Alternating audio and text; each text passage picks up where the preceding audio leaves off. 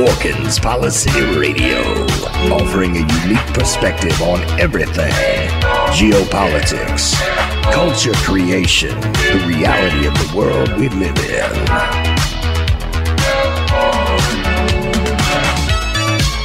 Coming to you live from New York City, your host, Pierce Redmond.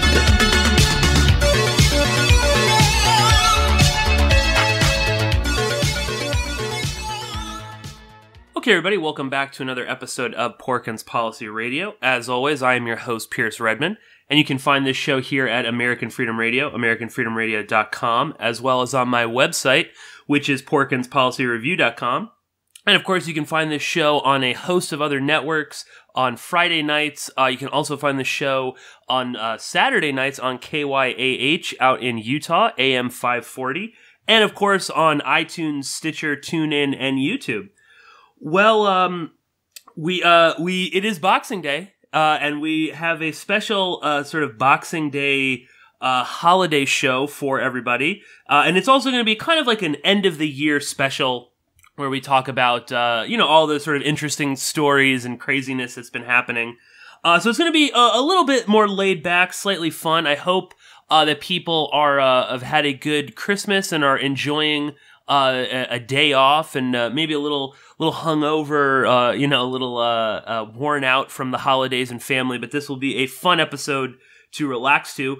Very quickly, I just wanted to mention that by the time you're listening to this, actually, I probably won't have recorded it, but I'll have a Patreon episode up very soon with Chuck Ocelli. We're going to be talking about South Park Season 21, and you should, by the time you're listening to this, also be able to download the latest Porkins Great Game, the return of Porkins Great Game with me and Christoph Gehrman. So lots of stuff to look out for. And I just also wanted to quickly thank Jess for a recent donation on Patreon for signing up. And of course, you can support my work by going to patreon.com/Pierce Redmond.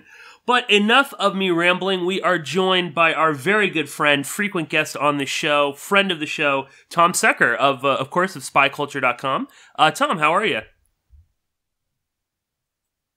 I'm very good, Pierce. Thanks for having me, and I'm looking forward to doing this. There should be a bit of a difference, I guess, to some of the usual shows that we do. We're not taking this one very seriously, so well, some of it will be serious, some of it won't. So, yeah, this should be fun.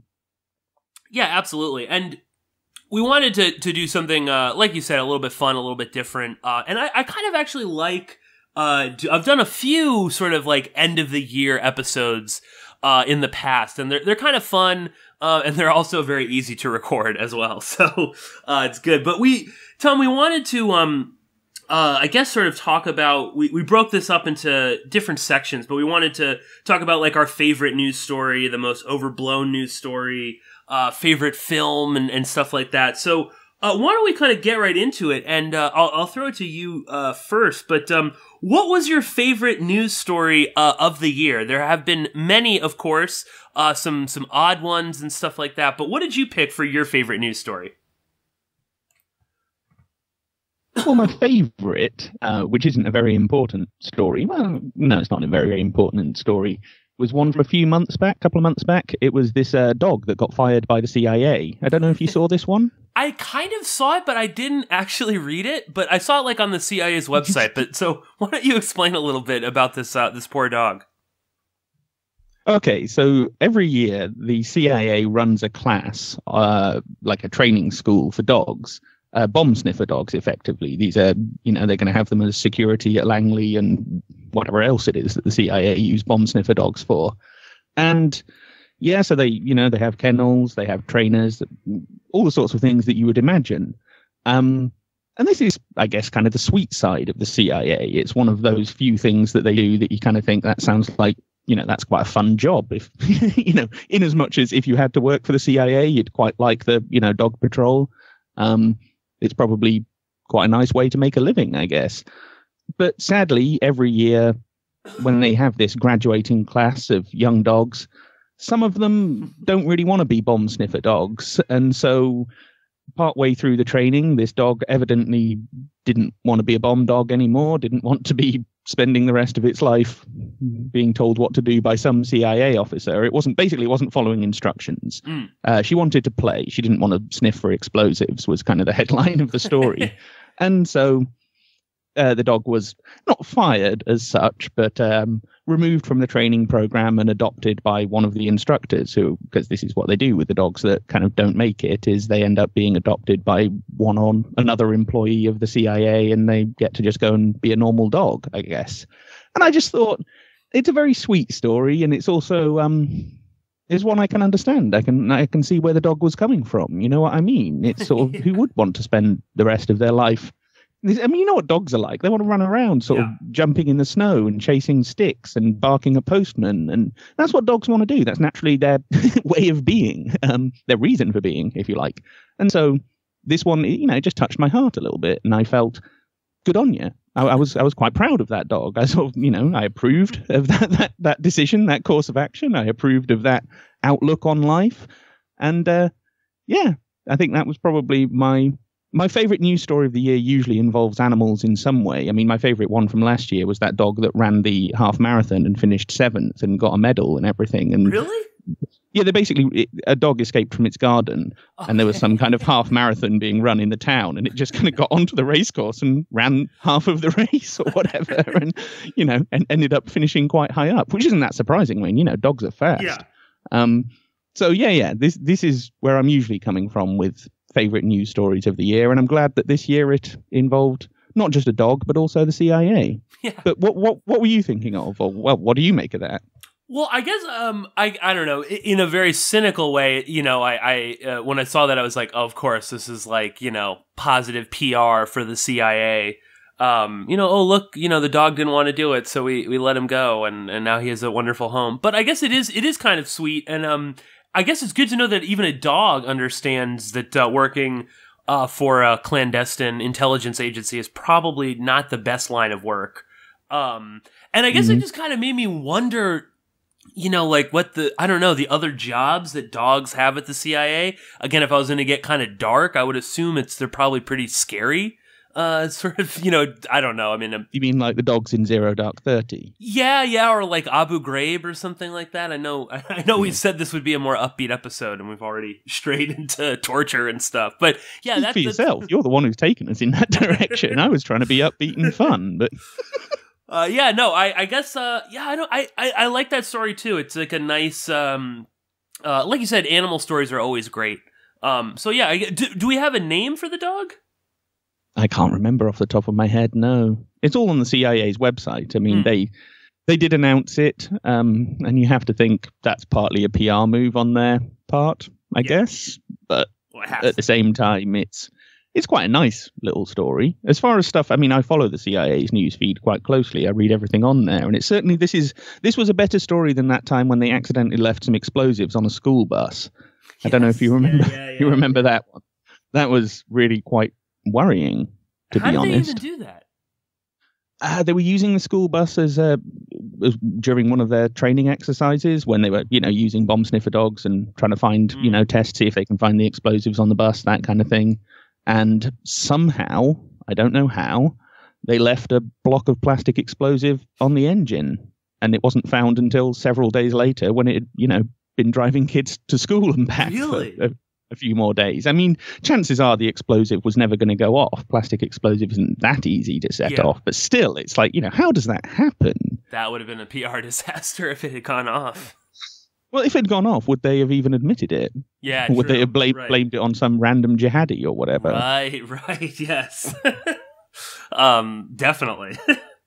Well, so one for people to follow the CIA's newsfeed. In any case, I think that's yeah. They always have fascinating stories. Certainly. But what was your favorite of the year? Go on. Well, what did you have? I think like a lot of these, I kind of cheated and picked two. And both of them are sort of intelligence related.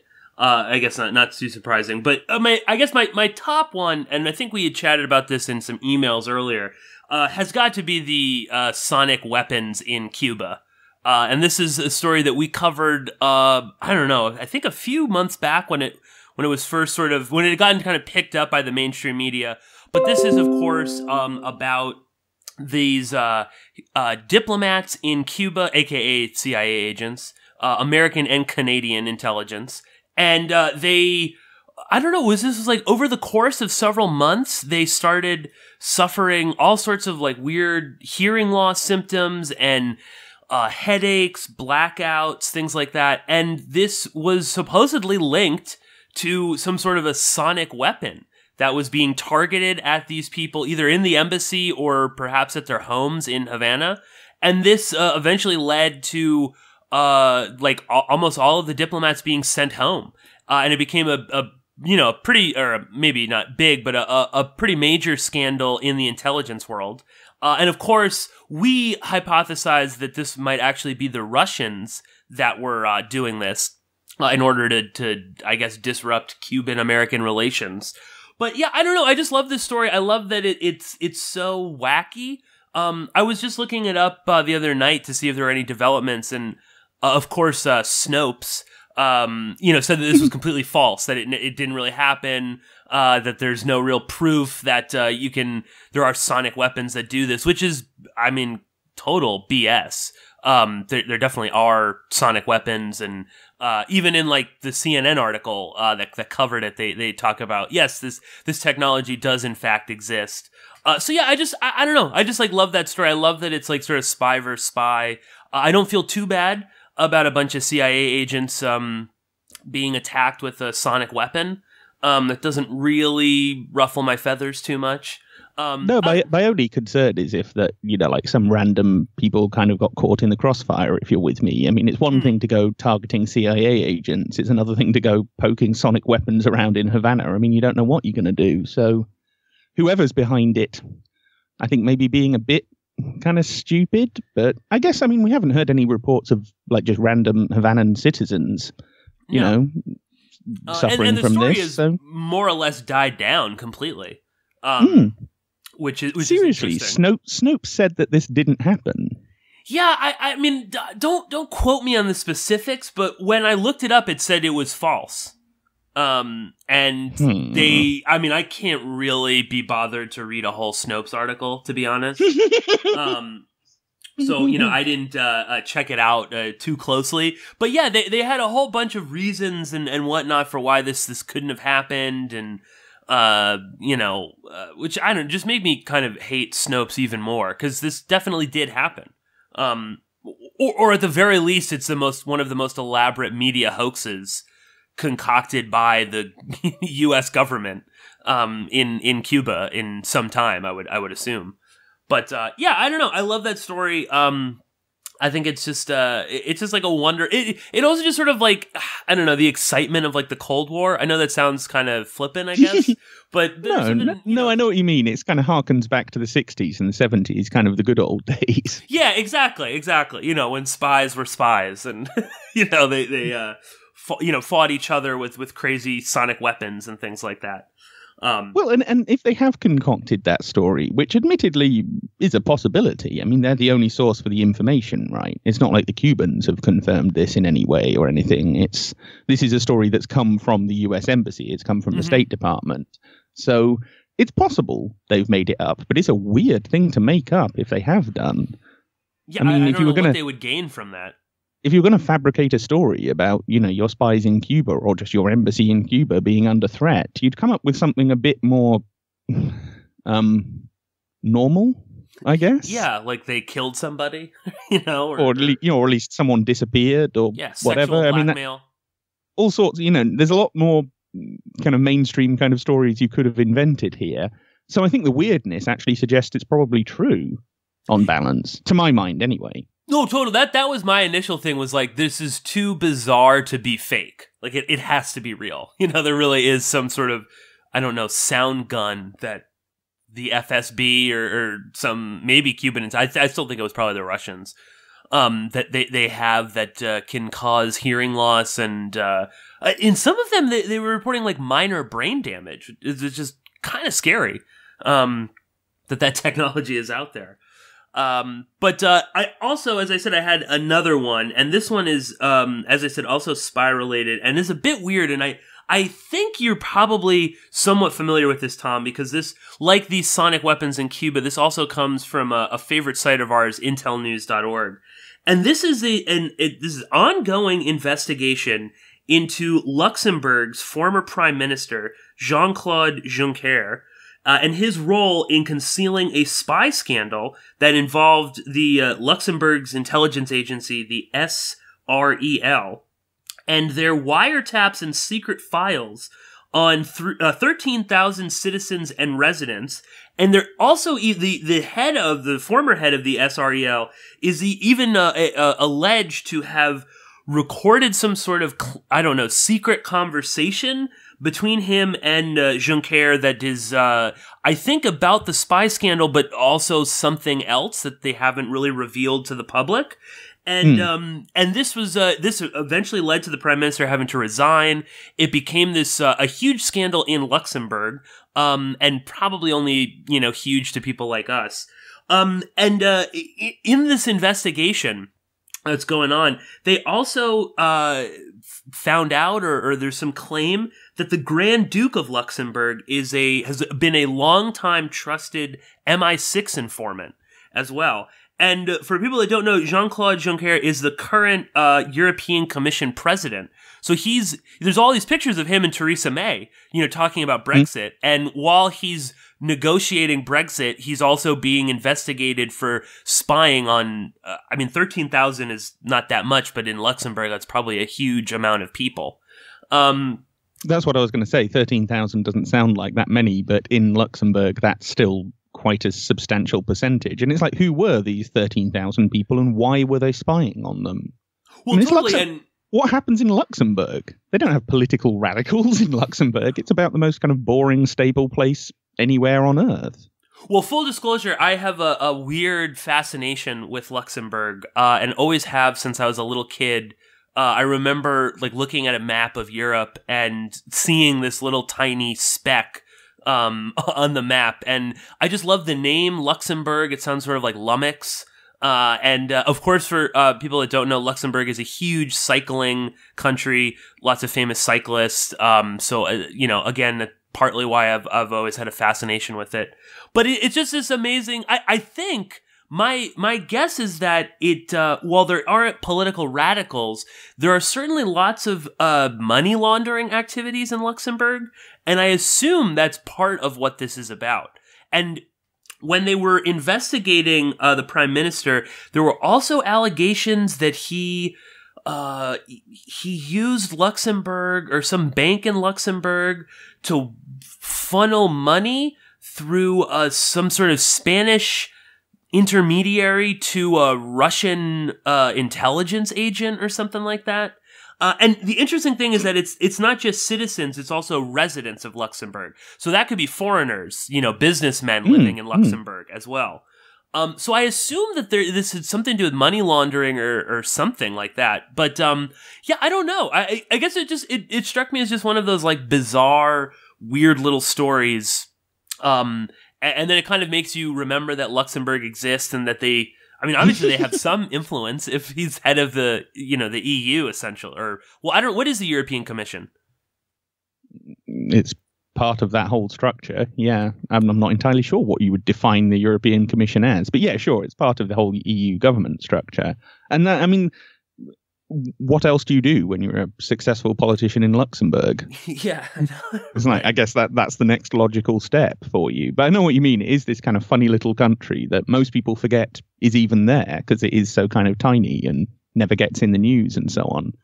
Yeah, you're probably right. It probably relates to money laundering, banking, dirty banking, something along those lines. I don't know exactly what, but yeah, I think you're probably right. That's what this is about. And what do you make of the Grand Duke being a trusted MI6 informant? Do you know much about the Grand Duke of Luxembourg, Tom? I do not know much about the Grand Duke of Luxembourg. No. Let me see if I can pull up his name quickly, so we can put a name to a face with this guy. Certainly it doesn't surprise me that much. This is, after all, what MI6 do. Who in Europe isn't an MI6 informant, you kind of think. But, yes, right. It's kind of impressive in a way. They're still at it. You yeah, know. I know. That was my initial thing, was like, well, good on them, you know? They still know how to recruit a very, very high-level informant like that. And I mean, it's quite logical in a sense that that's what he'd be doing. But makes you wonder why. What are MI6 up to in Luxembourg? Again, relating to washing dirty money and, you know, funneling it to secret places and certain organizations and other things that we may not quite get into at the moment. But, you know, MI6 are a pretty dirty organization. And there was another story quite recently about this going back to the 1950s and how MI6 were basically functioning essentially off the books. They had off the books accounts. They had a whole kind of chain of command set up that wasn't in any way being monitored by the Foreign Office, who are technically supposed to oversee MI6. Right. They were functioning as, you know, a state within a state. It's kind of like, who do they even answer to? And you think if that's what they were like in the 1950s, it's probably even worse now. Because, right. I mean, can you really imagine Boris Johnson telling MI6 not to do something and then them going, oh, well, I guess we've got to take that seriously. You know, guess we don't do it. I can't picture him telling anybody not to do something and taking it seriously, to be honest. Yeah, so let alone a bunch of career MI6 agents who, frankly, are going to be there a lot longer than Boris Johnson is. So, yeah, they are. Prince Henry Albert Gabriel Felix Marie Guillaume, is the current Grand Duke of Luxembourg. He's the eldest son of the Grand Duke Jean and Princess Josephine Charlotte of Belgium. So there you go. And just browsing his Wikipedia page, there's something he was into euthanasia or something like that. I might be wrong on that. So, but there's something about that with him. And yeah, you know, he just looks like your classic British inbred royalty. To be honest, all European aristocrats kind of look alike because they're all related. Yeah, pretty much. They're all very, very inbred, and that's what you end up looking like after several hundred years of deep inbreeding among European aristocrats. So yeah, they all kind of look like that. Yeah, and they've all got names like that. Yeah, that's an absurd name.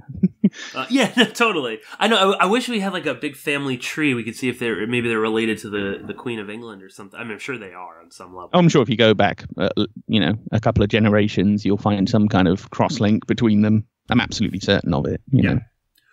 Well, I guess we're done with Duke Henri. And any other favorite news stories, though, quickly, Tom? Anything else that is just sort of popping into your head?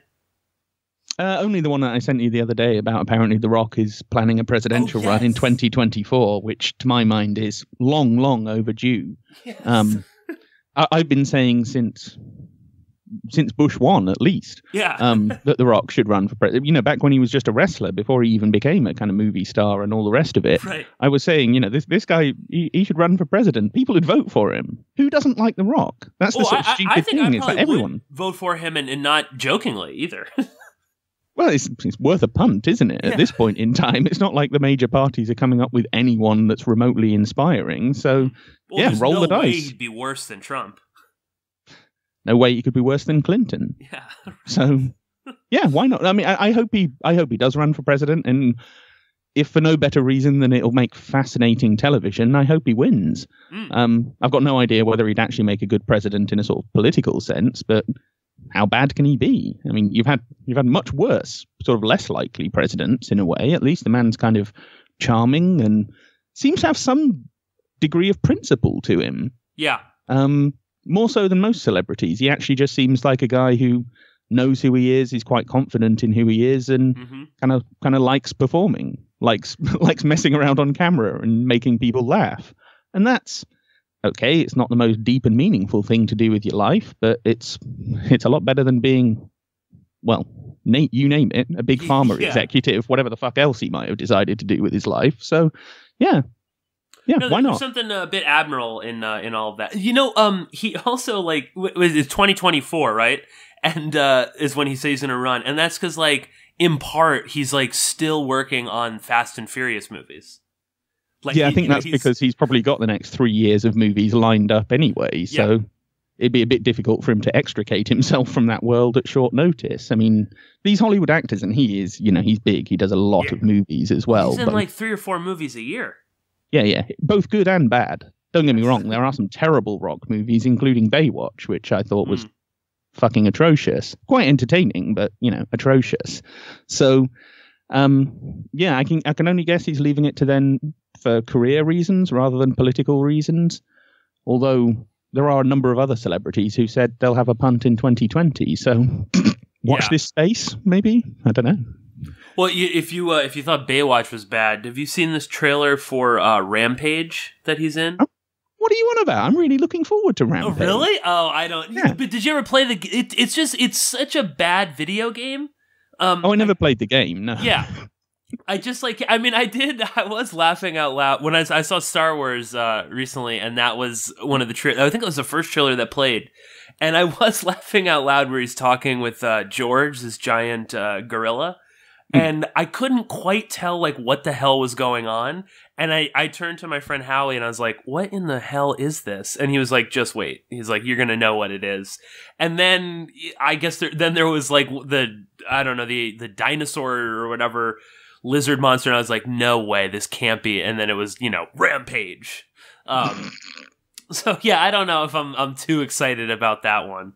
But I am certainly excited. You are perhaps not such a fan of big animal, giant monster movies as I am.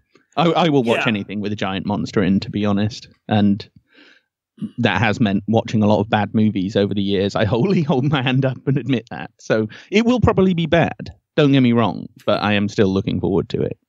Although, yeah, I mean, I guess anytime you can get The Rock interacting with a giant gorilla is actually probably pretty good. And he looks, and it's so funny when he's in these movies where he's like supposed to be like a scientist or something, and it's like, dude, you're not a scientist. You could look less like a scientist or some sort of gorilla expert. He just looks so ridiculous. But he is, he is The Rock. I mean, you got to give him that. Well, I guess maybe moving on to a slightly more serious topic than The Rock is we want to talk about the most important news story. And I guess I'll start this one off. And I sort of cheated and had 2 here. But to me, the most important news story, and maybe I don't know if this isn't it's kind of lame, but I thought was the war in Yemen. And I just thought because this is on such a catastrophic level of destruction and violence, and it's been going on for so long. And the U.S. and the U.K., to a slightly lesser degree, are so deeply involved in what's going on there and selling arms to Saudi Arabia and UAE. And just the sort of like human toll alone is phenomenal in scope. And the fact that it's sort of like a blip on the radar, or kind of like 60 Minutes will do like a little puff piece about Yemen, and everyone will kind of talk about it on Monday morning and then forget about it. That to me is just sort of bizarre and strange. But I also thought it was the most important news story because I think the ripple effect of what's going on there is going to be huge, and we're going to see it unfold in the next couple of years, particularly this like weird Cold War or hot war between Saudi Arabia and Iran. I think that'll be amplified. I think we're just going to see how this becomes it's also, don't forget Yemen is right, those are waterways are very important for trade and stuff like that. If you listen to Trump's recent foreign policy speech, this, trade and the maintaining the global economy are going to be very important. So who knows how that will play out in Yemen. So to me, that was the biggest story. And again, too, I think I just have a soft spot. I've always had a fascination with Yemen, and I grew up with a lot of Yemeni friends when I was a little kid. So it's always been, near and dear to me. But I don't know, Tom, any thoughts on Yemen as the most important news story?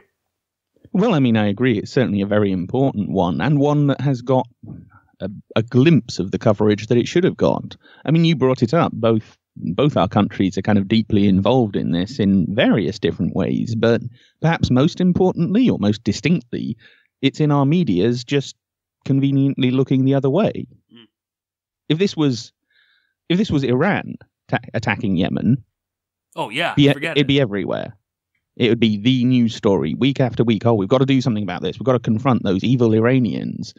But Saudi Arabia can just sort of start a war with a country that it has no real reason to be at war with. I mean, it's not like Yemen has any great resources that the Saudis don't have or anything like that. It just seems to be they're doing it because they can and because it's territorially a useful spot on the board. It's kind of pure geopolitics. There's nothing there to actually, there's no spoils of war as such. It's just, we can do this, and it means we can, I guess ultimately their aim will be to occupy the country and use it as a potential striking point against Iran. Maybe is that where they're headed with this? I mean, what is even the purpose of this war? And that even more so should make it a news story. Is like, it's another one of these wars where no one can really discern the reason. So therefore no one can really say that purpose has now been accomplished, so the war should end. Because if you never state your purpose in the first place, if you never say this is the aim of the war, then that war can go on forever. And we've seen wars just drag on, particularly in this post 9/11 period. I mean, Afghanistan and Iraq are still happening. There are still wars of a sort going on there. And what's the end game? What's even the goal anymore? What's even the point at which we say, okay, we've done what we came here to do, or at least we've got as close as we're going to get. Time to give up on this one and, bring those troops out of the country and, let them go home to their families and stop having to hide out in dust bowls, shooting at people they don't know and getting shot at by people they don't know. Let's just bring that to an end and kind of say, it's done. There's nothing more to be accomplished here. Let's try something else. But with Yemen, I just can't see. I mean, when's that going to happen? There's no pressure. There's no pushback. No. There's no kind of international outcry. There's no UN Security Council dragging Saudi Arabia in front of them and saying, what the hell are you up to? And why are you doing this? And you just think it's because they're Saudi Arabia. It's because of the oil, and it's because of the massive financial and militaristic links between them and NATO. They're kind of a massive NATO outpost. So that's why they're getting away with it. And that's terrible and just morally wrong on every score. Yeah, exactly. So in that sense, it's a huge, huge news story. I was just going to say, I think on the, you just asked the, what's in it for them, or what does a goal look like? I don't think there is I think the goal is just the utter slaughter of everybody there, and that once they've killed everybody in Yemen, they can say, oh, we defeated Iran. And I talked about this a few weeks back. I did a show about Yemen and the war there, and some of the sort of historical stuff. And oddly, Yemen has always been sort of this like open playground for regional and world powers to kind of go and get into a pissing contest with one another. And, all throughout from the 50s onwards, the mid 2000s, Yemen has always been this sort of place where Saudi Arabia and, Jordan and Egypt, the US, all these countries kind of go to sort of hash it out with one another. And there's almost, to no end, and with really not, the borders change a little bit. North Yemen gets a little bit bigger, South Yemen gets a little smaller, and then those shift back and forth. So I don't know if I think it really is just, it's a place where regional and world powers go to fight one another, and they don't really have to care about the consequences. It's a sort of playground for the world's bullies to settle their differences. Yeah. Like Yugoslavia in the 1990s, exactly. or Afghanistan since about 1970. More or less continuously since about 1970. Yeah. It's been one of those places where superpowers go to kick the crap out of each other and destroy the country in the process. So, maybe it's just a kind of repeat of that horrible but old and repetitive story. Yeah. And also, just in terms of the importance of it, Nikki Haley, this moron that we have in the UN, she just sort of had her Colin Powell anthrax moment recently, where she had this stupid PR stunt where she, stood behind what she claimed was an Iranian missile. And I'm not a missile expert, but it looked almost like a hot water heater. It didn't quite look like what I would think a missile looks like, but I don't really know. And she, this is it. This is proof. The Iranians are there. We must confront Iran. So the rhetoric is being amped up to a kind of a frightening degree right now. And again, there's not all that much proof that Iran is that deeply involved in Yemen with the Houthis. They probably have some sort of involvement, but the notion that that's what this war is about, come off it. Well, to what does Iran get out of it? Not much. I mean, well, that's why I think their support will probably be on quite a small scale. It's more just about pissing off the Saudis. Yeah, exactly. In Money their ongoing... and maybe some moral support, some logistical support, moving arms. But, I don't know if it's not like Iran in Syria or Iraq. No, sure. Exactly. Those are quite powerful distinctions to be making there. They're very relevant distinctions to be making. But it tells you this is how our politics plays out. And I mean, that thing in the UN, I haven't seen the particular thing you're talking about, but yeah, it reminds me of Colin Powell. It's like he was sat there with his little, salt shaker full of ricin or anthrax or whatever the fuck it was he was claiming he had. And I'm thinking, what? The UN just let you bring vials of anthrax or ricin into the building? Of course they don't. That's just going to be some white powder that you've poured into a jar for, making your point on camera. And the same with this, as if they'd actually let you park a missile inside the building. But yet you've got to kind of pretend. And everyone buys into the pretense. Everyone sort of sits there going, a tiny little vial like that could kill hundreds of people in New York or something. And it's like, it's this bloody salt shaker with a bunch of, I don't know, bicarbonate of soda or something in it. There's nothing happening here. It's all just theatre. And yet this is the mechanism by which we supposedly peacefully work out these problems and try and discuss these problems. But once again, it just sort of highlights how pathetic the UN really are. And that you can get away with this because so many countries could try and do something like that and would be pilloried for it. But Britain, Saudi Arabia, the US, countries like that, Israel, they go there and tell lies. And it's, we've suddenly got to take it all deadly seriously. Mm-hmm. And again, this is the organization that made Wonder Woman a goddamn peace ambassador. They're just, it's a joke. And okay, that's a trivial side of the UN, but the serious side is that they are legitimizing these wars and they are creating a place by which these wars are rationalized and excused. And because it's all taken so seriously and not subject to the sort of criticism, particularly from the media, that it should be, again, it means these wars just go on, and more people die and more people are displaced and places just end up getting ruined, like Libya, Syria, now Yemen.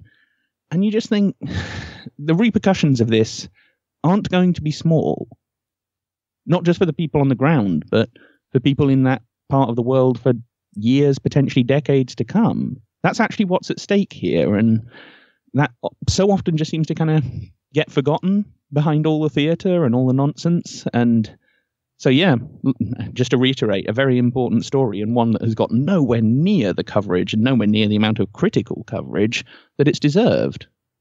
Yeah, no, I know. I just don't, I truly don't understand it. Because it's, I don't know. I mean, I'm just sort of shocked at, when you say like the worst humanitarians, that people are like, oh, Syria or this, it's like, no, it's this country, Yemen, that we've, messed around with for decades. I mean, just again, Ali Abdullah Saleh. I mean, not necessarily like my favorite person in the world, but he was not an independent leader necessarily. Well, he kind of was in a lot of ways. I think he played every side, and ultimately it was sort of about, maintaining his own family's power and stuff. But I think that is why the U.S. was, we're going to let him go. And we're not too bummed out that he got killed. I mean, you didn't even see the U.S. sort of responding to that. This was their guy in Yemen for decades. And he was murdered just like Gaddafi, in the back of a car somewhere with his head blown off. I'm sure you saw there's this picture of from some Arab summit, but it's Ben Ali, Gaddafi in the middle, I think, and then Saleh and Mubarak on either side of him. And it's all four of those guys are either dead or in jail or, out of power.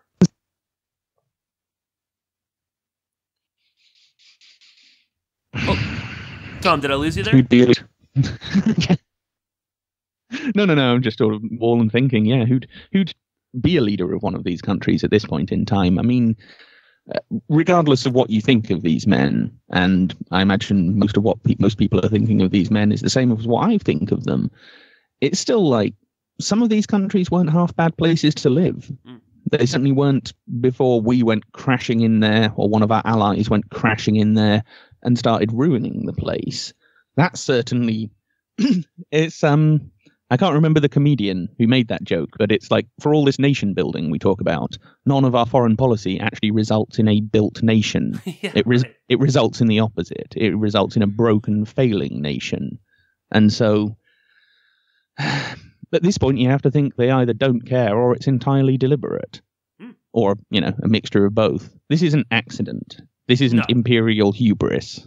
It isn't, that common excuse that is made for these kinds of things as to, we didn't realize what the consequences would be. Well, if we don't realize what the consequences are going to be by now, we're never going to realize that. And I personally suspect that these people are considerably more intelligent than that. I think they know exactly what the consequences are going to be. And like I say, they either don't care or they actually want this to happen. Mm-hmm. No, certainly.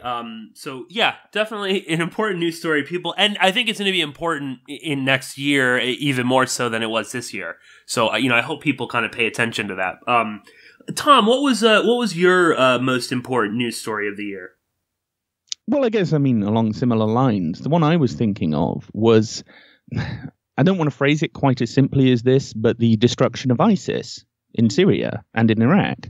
Not that they're, completely dead, but there's not much of them left. Raqqa is now under, as far as I can tell, the Syrian government control. Yeah. And who would have thought that 12, 18 months ago?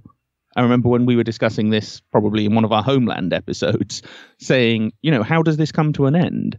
Does this not just keep churning away and away and away? And, it could still be like this in 10 years' time. But it seems that something has shifted on the ground in Syria. And now, again, whatever you make of Assad, and I'm not by any means a particular fan of the man, but nonetheless, I think people are probably better off with him than with a bunch of jihadi cannibals being sponsored by NATO. Yeah. So if that's your choice, I'd vote for Assad as well. Yeah.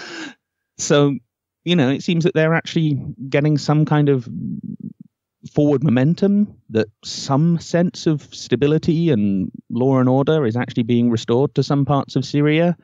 And that's a big step and an important one, because let's not forget, when we first went into Syria, the whole point was to destabilize the country and get rid of Assad. And then suddenly, in the summer of 2014, because of a bunch of rather dubious YouTube videos about beheadings, that all changed, and suddenly it's all about ISIS and the Islamic State and the growth of the, fundamentalist caliphate and all of that stuff. And suddenly they were the enemy. They were who we were trying to combat. And then we spent about 2 years failing miserably to combat ISIS, despite them having no air force, and despite the UK and America having the best air forces in the world, well, except maybe China, And it's like, well, how could we not defeat them? They have no real anti-air capacity. How are we not just bombing them into the ground? Because we were certainly dropping plenty of bombs on Syria. So you've got to wonder, was the purpose ever to get rid of ISIS? And then, again, not to heroize Russia and Putin, but, they stepped in. They had a very specific aim in mind, which was to destroy and beat back this Islamist opposition and to reestablish the authority of the government. And obviously Assad is their ally, and, they're doing it for geopolitical reasons. They don't particularly care about ISIS. But nonetheless, it's been quite effective. And that's a big change and a big story. And again, one that it seems to have almost slipped by without anyone questioning the ramifications of this and saying, well, doesn't this actually change the game in Syria? Doesn't it mean that what are we even there for? What are we even doing in Syria anymore? If ISIS has now been more or less defeated, or at least it now seems to be a small enough force that the Syrian government can deal with it on their own with a bit of support from the Russians, why don't we just step back and leave them to it? And you got to wonder, is it going to go one way or the other? Is that going to happen? Which is what Trump, of course, promised. Right. While contradicting himself, but don't get me wrong. But, he did say this a number of times that, Syria is not working for us. We need to get out of there. It's just causing more problems than it's ever going to be worth. He said that numerous times before he got elected. Hasn't said an awful lot of that since he got elected. No. So you got to wonder. Well, if you listen to or are him, they now? Are they now going to think this is the time to press our advantage and to go back to trying to get rid of Assad? And that's a fork, a fork in the road. And I'm not sure where it's going to end up. But because of that, that's why I think it's probably the most important story. Certainly one of the most important underreported stories of the year. Oh, no, I was going to say, if you listen to Trump's rhetoric, he defeated ISIS. But even if he did... then it is like, so what's our plan for Syria? Does this mean we're going to stop funding the Kurdish militias? We're not going to have special forces and CIA embedded within the Kurdish armed forces. Are we leaving? I know, and I guess I agree with you too. It is such an important, if not one of the most important stories, too, because it also is. Even when Trump talks about how he defeated ISIS, okay, fine, let's accept that. Or even if we accept that, it was really the Russians and the Iranians that helped Assad defeat ISIS, why are we still, why are we even still talking about them? Why are they still a boogeyman? The media still is ISIS inspired. Now it's like there is no ISIS, yet everybody is inspired by ISIS. No, sure. This is like Al-Qaeda circa 2004, maybe. Because to be honest, Al-Qaeda, in as much as it existed in Afghanistan, was pretty much wiped out by the end of 2001, the beginning of 2002. There wasn't a lot left. I know there's this, the Horse Soldiers film, the Jerry Bruckheimer film that's coming out. That I don't know if you've seen the trailer for that one, but it talks about. It's your classic, 12 American soldiers versus the Arab hordes movie. And the trailer says something like, 12 brave men against 50,000 Al-Qaeda fighters. And I'm sat there thinking, Al-Qaeda never had 50,000 fighters. Yeah. Even during the Soviet-Afghan war, they didn't have that many fighters. That would be a massive army. That would be an army. Yeah. Exactly. That would not be an insurgent jihadi network. So it's like that. And you remember we started, I think it was around 2004-ish, we started getting these so-called Al-Qaeda franchise groups. Al-Qaeda in the Islamic Maghreb, Al-Qaeda in the Arabian Peninsula. Yeah. Al-Shabaab. Al-Shabaab. And that became the new, version of Al-Qaeda. Oh, no, it's no longer about bin Laden and Afghanistan and the Afghan-Pak border region and all of that. It's now that it's fragmented and that there's all these other groups popping up inspired by Al-Qaeda. And so then we expanded this increasingly vague and pointless and futile war on terror to now confront these so-called franchise groups. And then you think, well, are they going to just try and do the same thing with ISIS? They're going to say, oh, ISIS in Syria is dead, but now we're going to get the Islamic State of Peckham or whatever.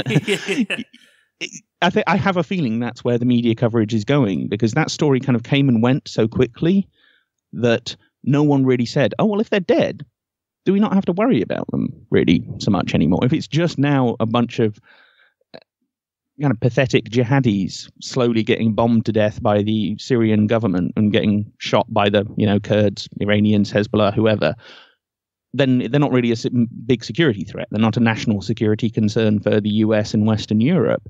No, that's never really been part of this story and part of this dialogue. And so I have a feeling we're going to see the same thing we saw with Al-Qaeda, where it's going to say, oh, they're now this sort of disparate, Islamic State, this even more decentralized and fragmented notion. And hence, we're going to say they're going to start, the Islamic State of Mali or something. Yes. Now we've got to go bomb them in Mali. That sort of thing. I have a feeling that's where it's going to go, which is not a good thing. Don't get me wrong, but I'm just sort of making a vague prediction here. I could be totally wrong.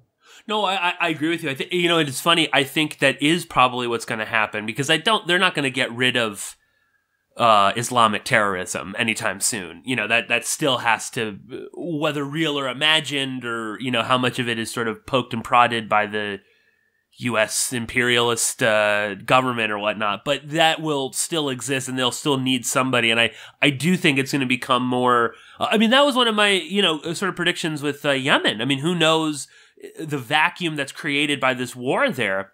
That's perfect for maybe we'll see a return of the sort of Islamist terror rhetoric where Saudi Arabia is the bad guy. Especially now that Saudi Arabia and Israel are apparently BFF, and everything is, is fine between the two of them. Maybe that will become more of a something at play here. And it's funny too. You just mentioned, Tom, that ISIS might be going the way of Al Qaeda with this franchise stuff, and yet we're now being told, by like the geniuses at the Long War Journal and other places, that wasn't even true. That actually bin Laden was in charge of everything, and it wasn't this disparate group, and he was the mastermind, in his home in Abbottabad with a satellite phone and, conducting Sure. He was secretly running all of these different franchise groups by sending a handful of letters every once in a while. By carrier pigeon, apparently. Yeah, he was secretly running the global jihad. Whereas, I mean, you and I both think, well, the global jihad was probably run by the CIA's global jihad unit. After all, it is called the global jihad unit. So, right. What do you think they spend their time doing? I'm being a little flippant now, but it's because this is kind of true, it's a slightly depressing topic, and so sometimes I feel the need to make jokes and laugh at it because it is absurd that anyone even believes this crap anymore. No, and to just, back to the point of the importance of this too, the way that ISIS kind of like came on the scene, even a few years back, like with Obama, it was like, bam, it was sort of, it's like, it's hip to be a jihadi again. Like look at, we got these slick videos and we're kidnapping people and we're taking over, large swaths of Iraq and Syria and all these other places. And then the fact that it sort of like slipped away and now it's even the media now more or less admits, I mean, who is he? Where is Baghdadi? Does he even exist? Is there not much has been heard of him since the Russians claimed to have killed him? Whether or not that claim was true, I've got no idea, of course, but I really don't think I've heard really anything of him since that story. No. So yeah, where is he? Well, isn't he supposed to be establishing this caliphate that goes all the way from fucking Pakistan to Spain or something? You remember that map that we kept being shown of, this is what the Islamic State will look like in 50 years or something. It's like they couldn't even hang on to Raqqa for more than about 4 years. I mean, right. it's a joke. No, totally, absolutely. No, it's shocking. I know, it just sort of boggles the mind, and the way that they just sort of kind of get away with it. And again, like I said, now it's inspired by ISIS. I mean, it's not even now. It's almost just like an idea, And when it becomes this abstract idea where anybody with an internet connection can become inspired by ISIS and carry out it, I mean, how do you prevent that? That becomes so. Oh, of course, you can't. Yeah. It becomes so disparate, so decentralized, so unpredictable, and so random that the notion that it actually starts to resemble real terrorists.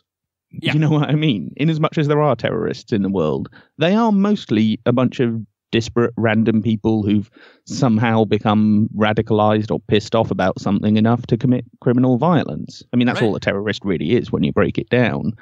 And so you got to say, at least that version is slightly more accurate and realistic than the, totally centralized, they're secretly running everything kind of model that we had of Al-Qaeda circa 98 to 2002, and like we had with ISIS circa 2013 to 16 or so. At least this version will be slightly more reflective of reality, but it just provides that excuse, that perpetual, omnipresent excuse for surveillance, for imprisoning people without charge, for secret trials, for Guantanamo Bay, all of this. It's like, oh, well, if it's everywhere, or it potentially could be everywhere, at all times, in all places, involving all people, then, well, what is a terrorist anymore? It's just anyone they designate and decide to do something to. Well, Tom, we're at the break right now, but we will be continuing our conversation on all of this. We're also going to get to the most overblown news story and our favorite movie or TV show of the year, so stay tuned.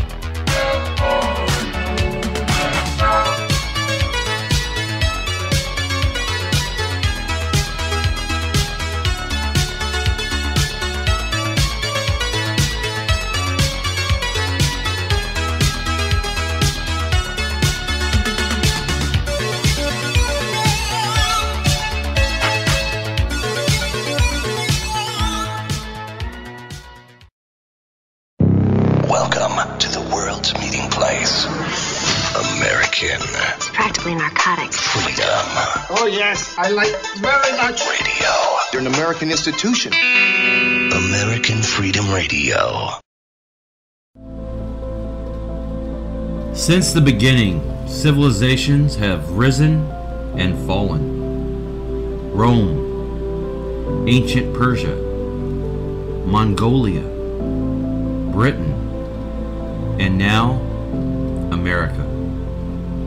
Befallen by natural disasters, broken families, moral decay, lack of preparedness and conflict. Don't let this happen to you. Are you prepared? Would you like to help others prepare? AmericanSurvivalWholesale.com is looking for distributors. Email bugoutamerica@usa.com. Go to AmericanSurvivalWholesale.com, a veteran-owned and operated company. But do it today.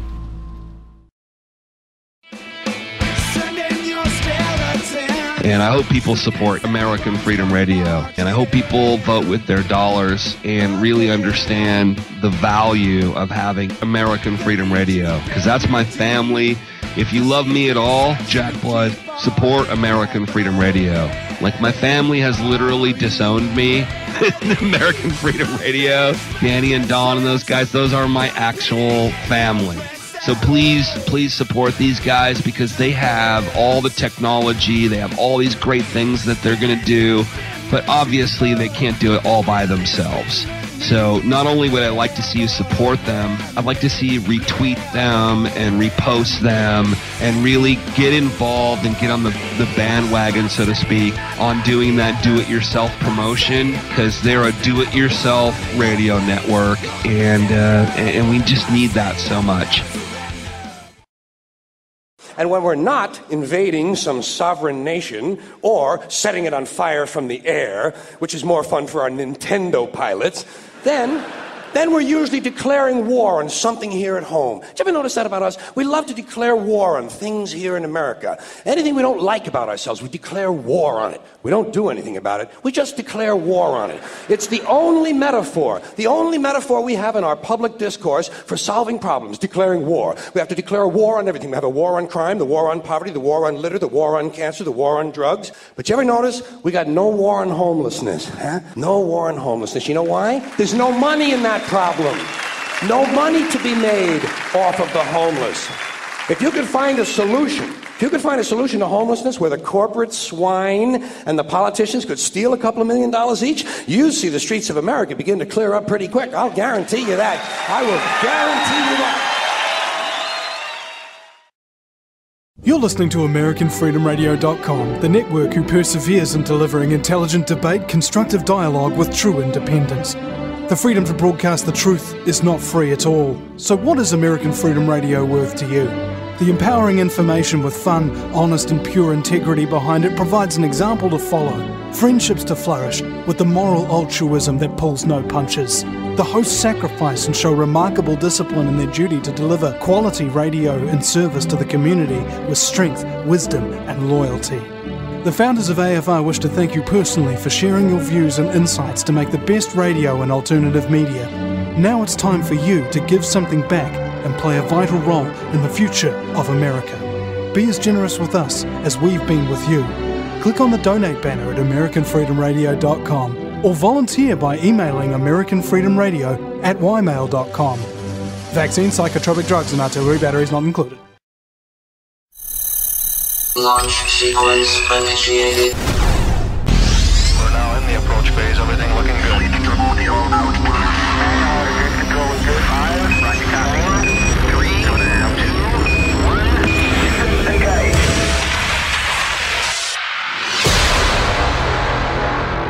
Prepare your mind to experience American Freedom Radio.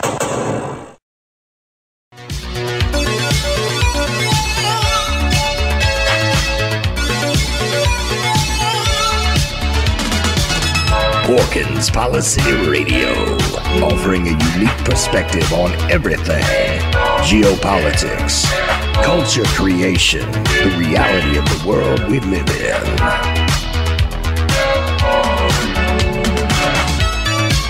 Coming to you live from New York City, your host, Pierce Redmond.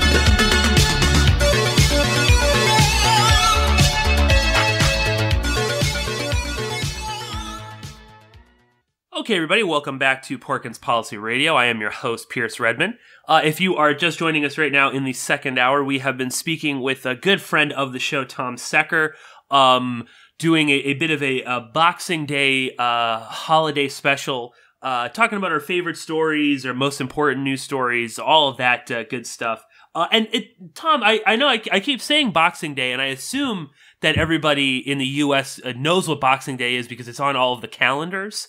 But what Boxing Day really is more of a UK holiday, also like Canada, Australia, New Zealand. What is Boxing Day? I don't know. Oh, really? Oh. I totally wasn't prepared for that question. I don't actually know what it's the day after Christmas. I think I think it's like the day that the servants had off, and they received like a small box with a gift in it. That sounds right. Yeah, I vaguely remember being told that in a history lesson maybe 20 years ago. So, yeah, let's go with that. Yeah, okay. Well, anyway, that aside, now we've defined Boxing Day. I kind of had one other, what I thought was an important news story, but maybe it kind of, I don't know, I'll just throw it out there. I don't personally think that it's necessarily the most important news story, but I think it's important in terms of the impact. And that would be the whole like Me Too movement and this sort of wave of people coming forward, speaking out about sexual abuse, sexual violence, and all of that. And only because it's just really kind of created this huge new movement. And maybe we'll see it die down a little bit. But I just thought I would just throw it out there just because it's sort of gripped the entire world. And, you know, suddenly now everyone is talking about it. I don't know. Any thoughts on that, Tom? Honestly, I mean, my prediction was that this story would be basically dead by the end of the year and that the media would stop caring about it. And then I guess in a few days' time, we will see whether or not that prediction actually comes true. I have very, very mixed feelings about all this. I think it's very good that more light is being shed on this. But my problem is, would anyone give that much of a damn if these weren't celebrities? That's kind of my biggest reservation, is that it's plain to me, absolutely plain to me, that our justice system is failing rape victims in almost every conceivable way. The conviction rate is pathetic. The number of untested rape kits in the US, which is something that a lot of FOIA requests have been devoted to in the last, since well before this story broke, is enormous. And you think, well, you know, how many rapists are there out there that could be caught and could be prosecuted and thrown in prison just as they should be, that aren't, because there isn't, it seems, almost any real political pressure to actually do anything about this. And that's one of the most serious criminal problems, I think, in Western society. I genuinely believe that. I don't think there probably aren't any other crimes that sort of aren't dealt with in the way that they should be on that kind of a scale. But none of that seems to be part of this story. None of that really seems to be the focus. I mean, just to take one example, and this is not the best example because it hasn't actually got to trial yet, but the story about the young lady who was raped by those two cops. Do you know this one? Here in the U.S.? Yeah. Yeah. It was in New York, I think, right? Yeah, I think so. Yeah. And assuming everything that she's saying is true, and from what I can tell, she has no reason to lie, so I can only assume that story is true. And because this woman has an Instagram, and because she is fairly attractive, this resulted in a pretty nasty, I wouldn't say campaign, but certainly period of what's called slut-shaming, right? Which is essentially just a euphemism for people being misogynistic, as far as I can tell. Yeah. That's all it really comes down to. And to me, that's the heart of this story, is this young lady who did, as far as I can tell, nothing wrong, who was abused by two men in a position of power who felt that they could cover it up and felt that they wouldn't get into trouble for it, who was subject to a serious violent crime.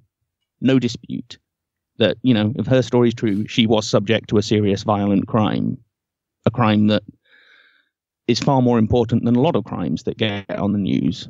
Let's say that.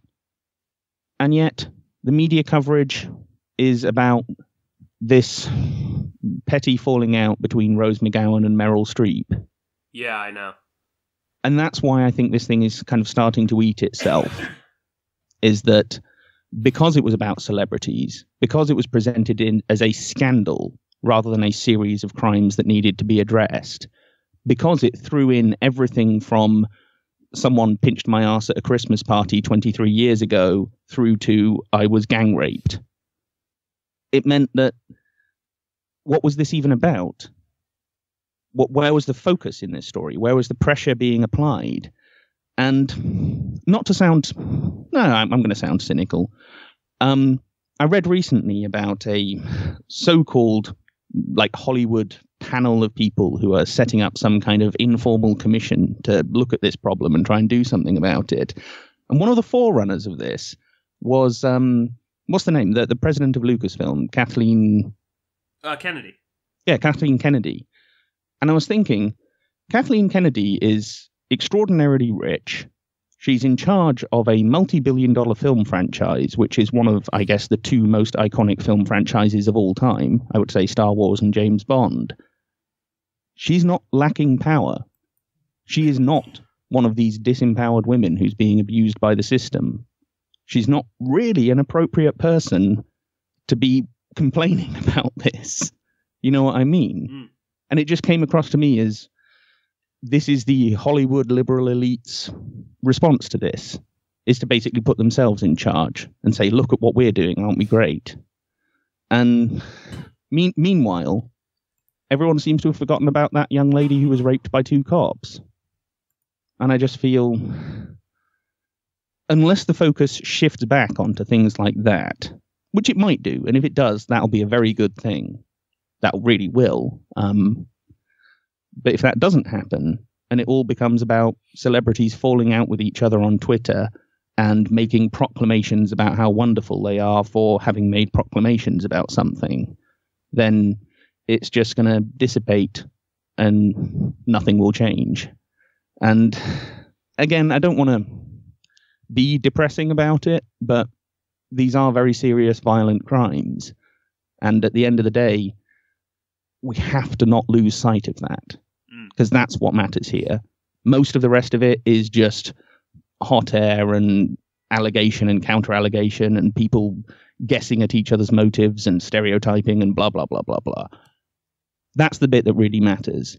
So in as much as it has created some kind of space to talk about that issue, it's a good thing. All the other dimensions of it, I have huge reservations about. That's my thinking on Weinstein Gate and #MeToo and all of that. No, I agree on similar grounds there with some of the direction with which it's going, because and I don't know, I do think it is really important. I think it's because it does seem like, while maybe the direction of it is being like you said, kind of, I don't know, focused around this sort of Hollywood petty crap back and forth between them. I think that there is still something important in the mere fact that now it's sort of out there. You have to talk about this, people are being sort of upfront about how horrible this all is. I think that is great. But I do agree with you that the tone of it is a little interesting in the way, like, it's almost like there isn't a discussion as to, well, why is it that seemingly all of these men, particularly celebrities, that's where the focus is at the moment. But moreover, why is it? Excuse me. I'm sorry. Sorry if the coughing comes over. I thought I muted my mic before, but I don't know if I did. But why is the conversation not about why is this happening? It's just like he did it. We need to call him out in public and get him fired, and then that's the end of it. There's no like legal ramifications for a lot of this. And while no, sure. System, The objective in an awful lot of this seems to be to get these almost entirely men fired, and it's like, well, okay, if what they were doing was groping women at work, yeah, fair enough, fire them, because I guess that doesn't quite rise to the level that it'd be all that easy to prosecute. I guess they could sue him. Yeah, that doesn't even happen. Or doesn't seem to really be part of the discussion, part of the agenda. We will have to wait and see, how much actual legal action results from this. Yeah. But if you're talking about people who are serial sexual assaulters or even rapists, getting them fired doesn't get the job done. No. That's not going to scare other would-be rapists. That's just going to make them think, oh, well, as long as I don't get caught, then I won't lose my job. And even if I do get caught, well, I'll lose my job and there'll be some nasty tabloid headlines about me, but then everyone will forget about it and move on. And particularly in Hollywood, where there's always something else to be talking about, isn't that the whole point of a criminal justice system? Is to deter those people who... I mean, most of us wouldn't do those things because it's wrong, because we actually have respect for other people, so we don't treat them like that. But some people clearly don't think like that, feel like that. So surely part of the point of a criminal justice system is to deter those people, is to say to those people, if you do this, there's a good chance you'll get caught and there's a good chance you'll be nailed to the wall. So, okay, it's not perfect scaring psychopaths out of being rapists, but it's the best solution we've got so far. Because I don't know how else you tackle that problem, how else you put people off from, if you like, becoming rapists. So that's, like I say, that's where the focus should be, because that's what's effective. It's not perfect. It's not always effective. It never will be. There's 7 billion people on the planet. We're not going to eliminate rape. So we do the best we can, and the best we can is to nail these bastards and throw them in jail where we can find them and where we can. And I've got absolutely no problem with that. In fact, it's one of those rare examples. I'm normally one of those people who, being something of a libertarian, or at least civil libertarian in that sense, I think a lot of sentences for relatively petty crimes are too harsh and too heavy, particularly when you're looking at things like, drug possession and stuff like that. But when it comes to rape, I actually think these sentences are too low on average. I think they should be higher. No, I think it's crazy. You can get like a few years. Yeah, you get people who've violently, beaten someone up and raped them. No dispute as to, this isn't like some where there might be some ambiguity or grey area involved. It's just, that's just a horrible, violent crime, and that's the end of it. And you think 6, 7, 8 years? It's not long enough to me. It doesn't function as enough of a deterrent, and that's the main point. It's not just about punishing people who have done something horrible. It's, like I say, about deterring others who might consider doing the same thing. So, yeah, sorry, this is a depressing topic. It just is. Well, that's my fault. I brought it up.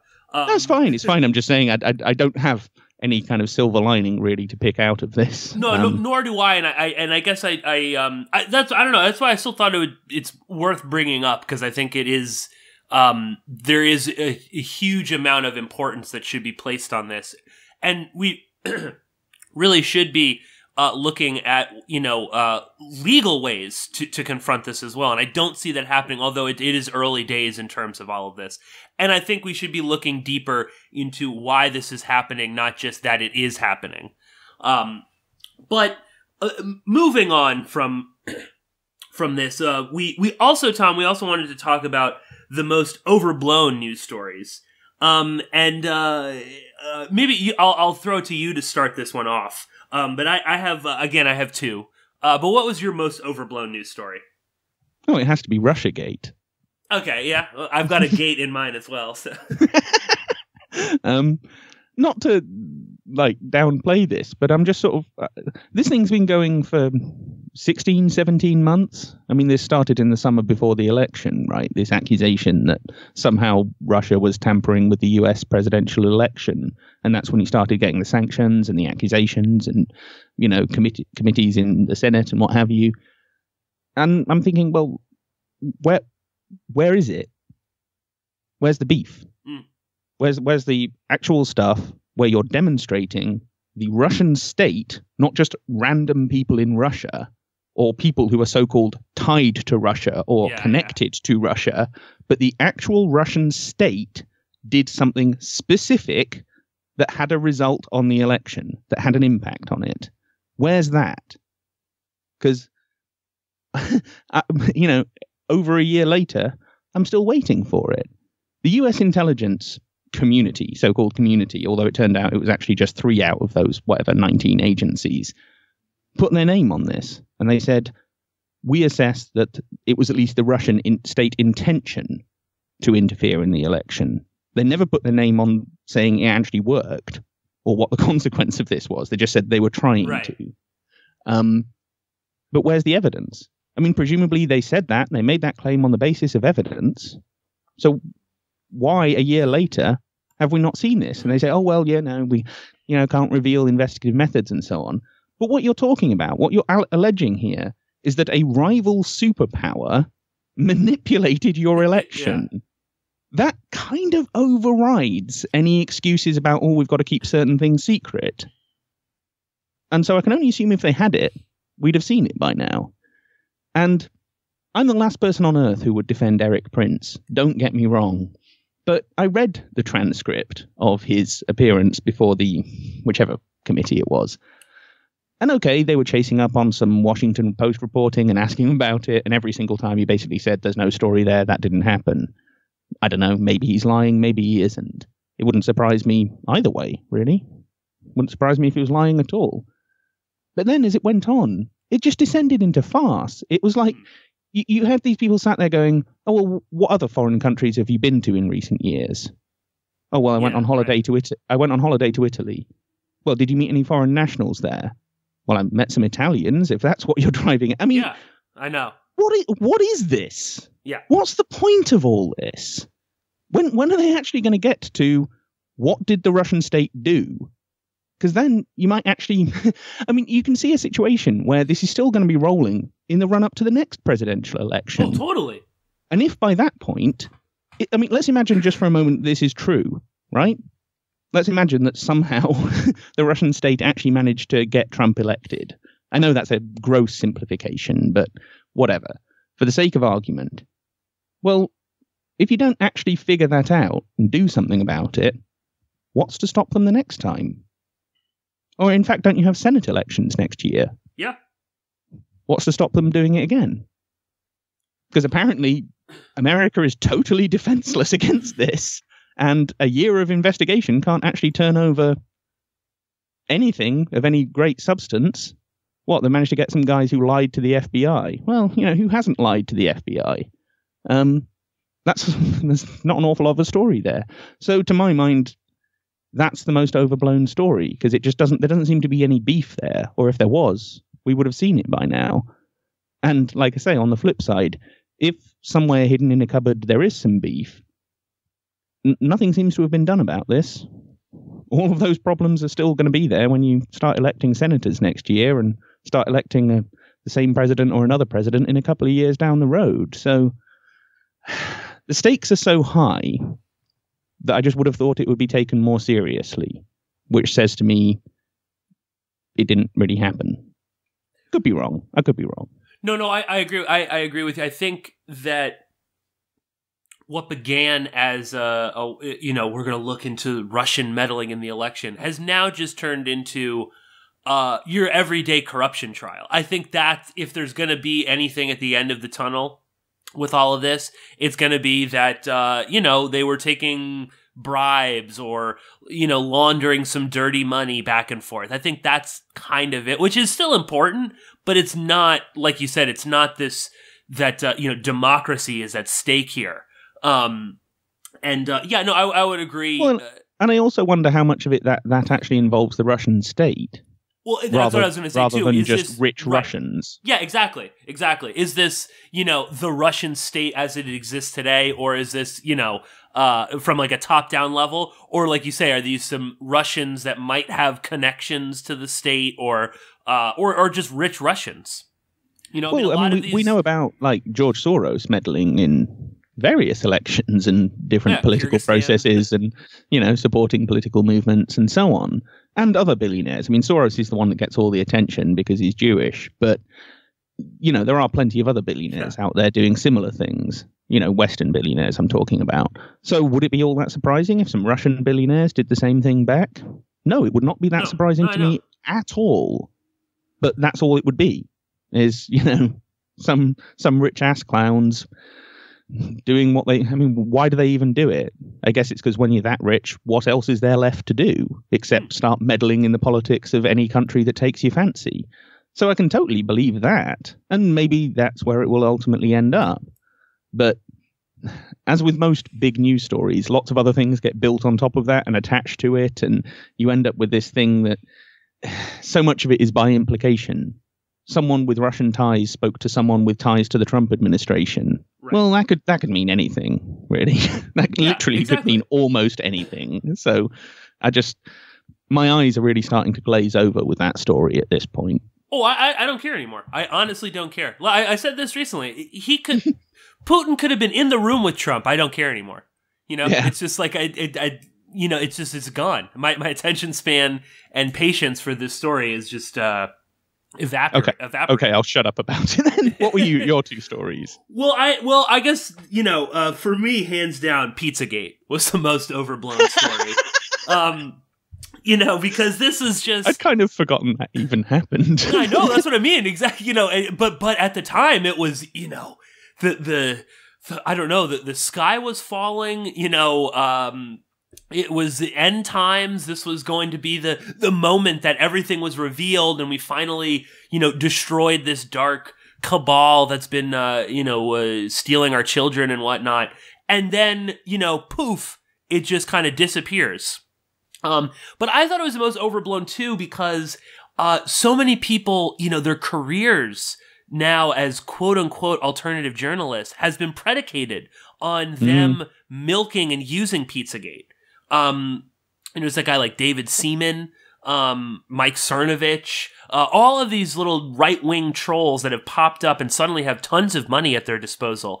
They all used Pizzagate as, and Twittergate and all of the more kind of bizarre, terrifying stuff that was happening, or exploitative aspects of this. They all used that to their advantage, and now suddenly you could care less. I mean, like, when there is like a sort of like Pizzagate-ish real story happening, like Jeffrey Epstein and Donald Trump, or Roy Moore in Alabama, or name a person, they could care less. Or they'll only talk about it insofar as, well, I'll use this against the other guy. So yeah, to me, that was just the most overblown story. And because it was this, like, people were like frantic and it's almost like orgasmic and excited that this was we're finally going to do this. This is going to bring down everybody, and Trump will rise like a phoenix from the ashes, and, we'll live in a utopian world with Bitcoin or something like that. So to me, that had to be the most overblown story, because and now it's gone and nobody cares. And you even, you don't even like Alex Jones, he won't even talk about it anymore. It's like it didn't exist.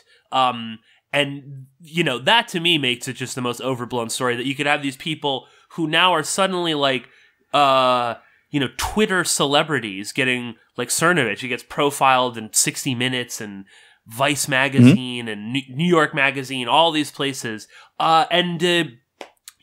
Pizzagate's like a footnote to this whole thing, and it's just sort of like forgotten. And it's no longer important. You don't really hear people talking about it, even though it was going to change the world.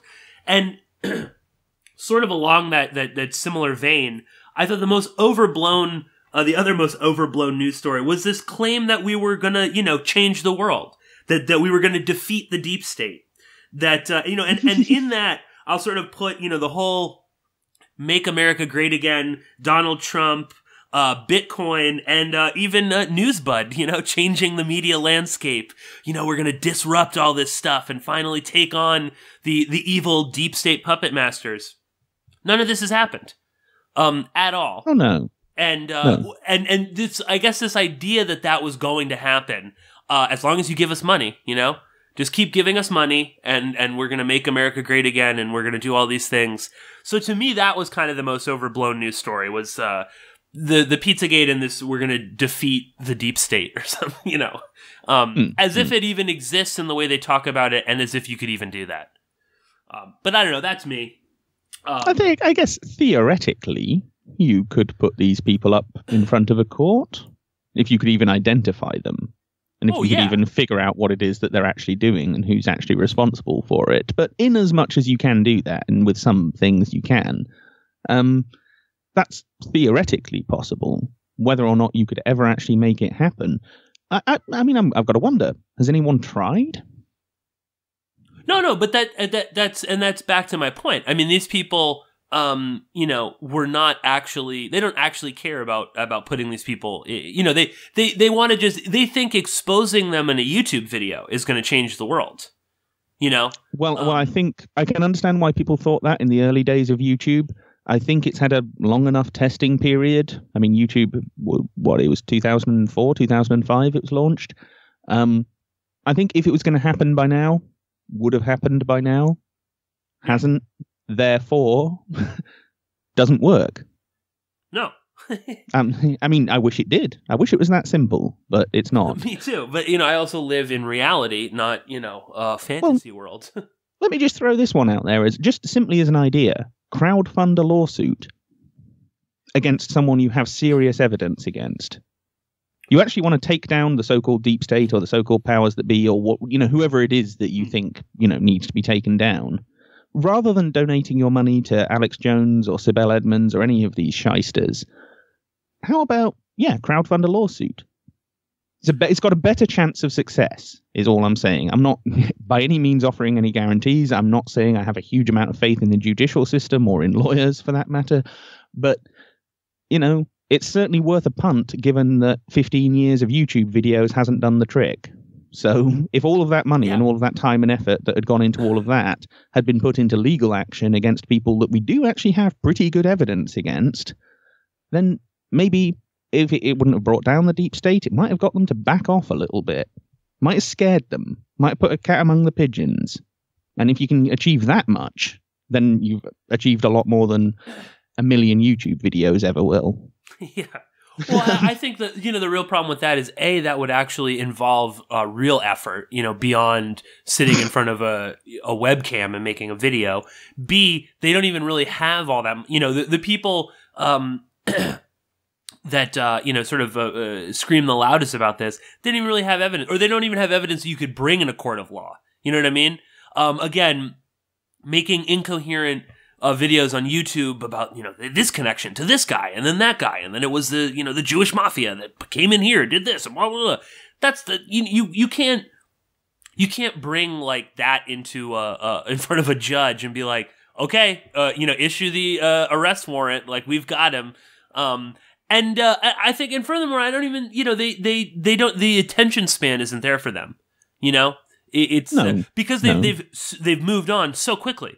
Now they're on to like the latest crazy conspiracy theory, about the Marines were storming the CIA a few days ago to stop a deep state coup, and that when Donald Trump was fumbling to drink his Fiji water, he was actually he stared at the camera for a brief moment, and that was to let the CEOs of Fiji water know that he knows that they're part of the Clinton child trafficking cabal.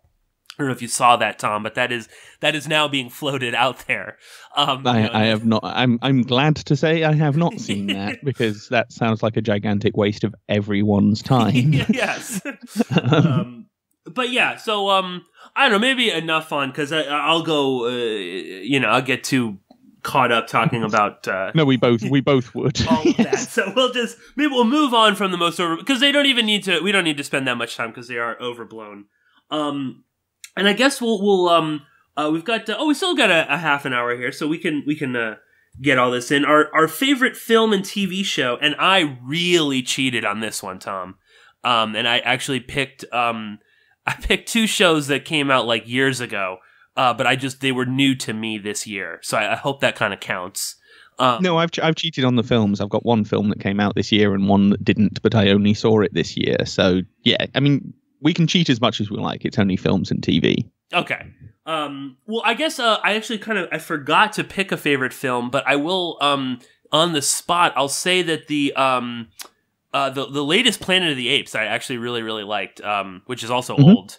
And that was that War or Battle of the Planet of the Apes?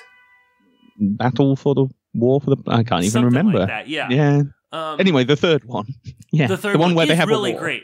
And I'm a huge fan of the Planet of the Apes book and all of the original movies with like Roddy McDowell. And I actually really think that the remakes are tremendously good. So I would nominate the third in the franchise, and this got Woody Harrelson is in it, and it's a really great performance by Andy Serkis as Caesar. He's awesome. I think they're really well done. They're great. They're not remakes. They're their own movies. And in an age where everything is a remake, I would say that's like a big feather in their cap. And then favorite. No, sure. As far as remakes go, I think they're great. They're as good as remakes ever get.